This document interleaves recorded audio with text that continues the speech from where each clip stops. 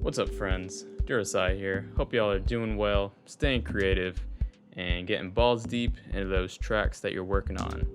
In today's video, we are going to be learning how to make some dub techno chords using only Ableton stock plugins. Who doesn't like some dub techno chords? I certainly love them. Can't get enough of them. But before I get into that, I'd really appreciate if you subscribe to the channel, like the video, follow me on Instagram, and most importantly, share the video. Share the video with your producer friends, show them how we get down on Durosai's YouTube channel. And if you need any mixing or mastering services or private lessons, contact me at djdurosai@gmail.com. Alright, let's get into the video. Alright, so I got this project open, just a minimal house track that I'm working on. And by the way, you could use these techniques with any equivalent plugin in your DAW of choice. You're not limited to Ableton. Obviously, I'm using Ableton, and I'll show you how to do this with just stock plugins. So let me play this right before the drop.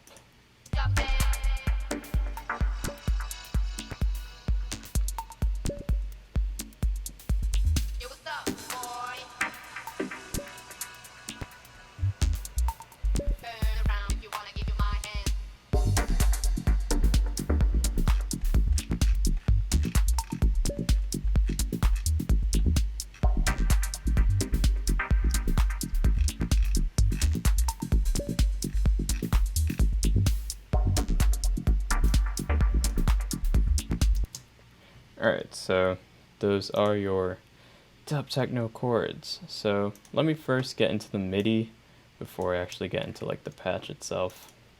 So typically dub techno chords are just minor chords, so that's what we got going on here. Just G minor, and then that goes into this C minor chord. So it's just going up a fifth. You could use a minor seventh if you want to, but personally I just like using a flat minor chord for this stuff. I think it just sounds like the darkest and sort of like sounds very minimal, so that's what I stick with. So now getting into the patch itself, I made this using analog, one of Ableton's stock VSTs, and all it is you got two oscillators, one saw wave, one square wave, and they're each an octave apart. So I have the square wave set to an octave below the saw wave, and they're both slightly detuned. And this is what the amp envelope looks like. So it's just kind of a plucky sound, pretty short decay, short attack, and I have it set to this linear decay mode. I just find that the exponential just decays way too fast, so this is a little bit more smooth. And I have that going into this bandpass 6 dB per octave filter. Just make sure you have the resonance set pretty high, so otherwise you won't be able to hear it. So let me just solo this. So it's a little too like thin, but if you set it here, you get a lot more of the frequencies in there.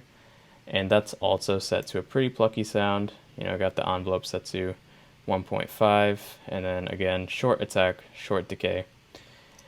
Now as you can see here, this filter cutoff is like moving up and down, and the way that's happening is through this LFO plugin. So this is a free Max for Live plugin. It comes with Ableton Suite. I'm not sure if it comes with the lower versions of Ableton. Not sure about that, but definitely comes free with Suite, which is sweet. Yeah, you can kill me.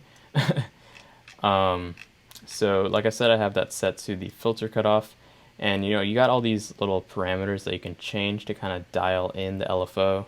So you have the rate here, which I don't like to set to a specific BPM or sync it. I just kind of like to let it just freely oscillate, so it just sounds kind of random and kind of like a polyrhythm. The depth just controls the range of motion of the LFO. You got this offset, which I have it like negatively offset by almost 40%, which is what keeps the LFO, or keeps the filter cutoff in this sort of bottom region. It doesn't get too high up here.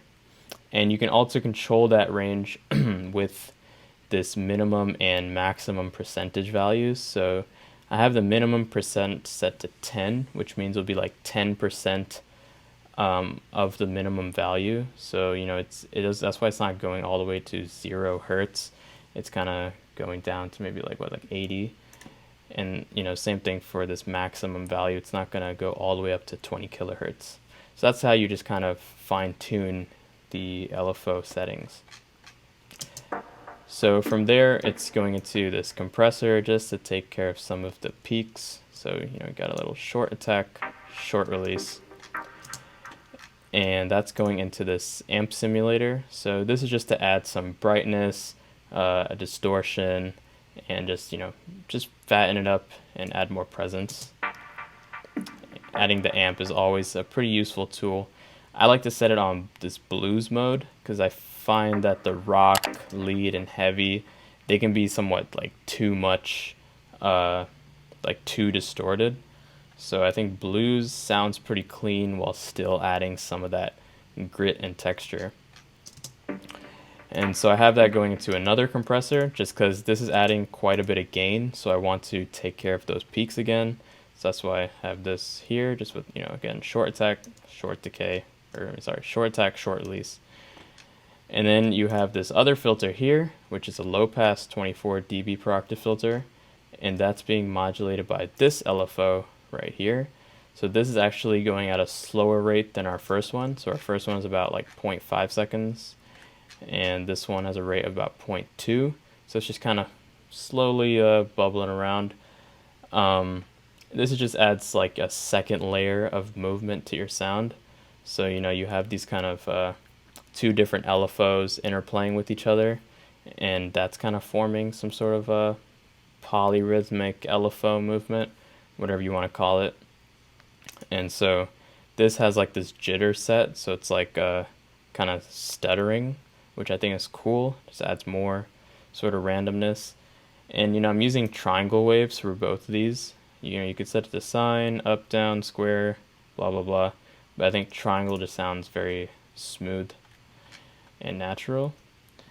And then we have another low pass filter. So this actually I also modulate, but usually by hand. So I'll do something like this where I'll like hit record and just move this filter cutoff. So I can just kind of freely move this around like that. And so this just adds like a third layer of movement to your sound.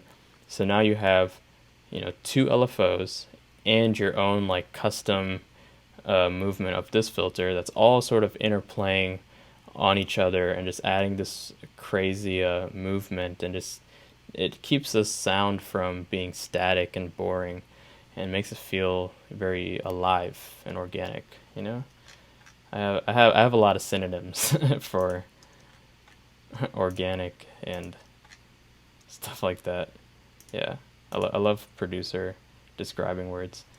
Anyways, so we got another compressor, again, just taking care of peaks, because this resonance here is adding some gain, so I just want to make sure it doesn't get too loud. So again, have a pretty tight compressor here. Got that going to a chorus, just a little bit of chorus, have 6% wetness, just adding some stereo width and presence. And then of course, can't forget about the delay and reverb. That's a pretty integral part of Techno Chords. They have that big sense of space, like they just sound spacey. So for that, you have this longer decay time reverb, so about a little over 2.5 seconds.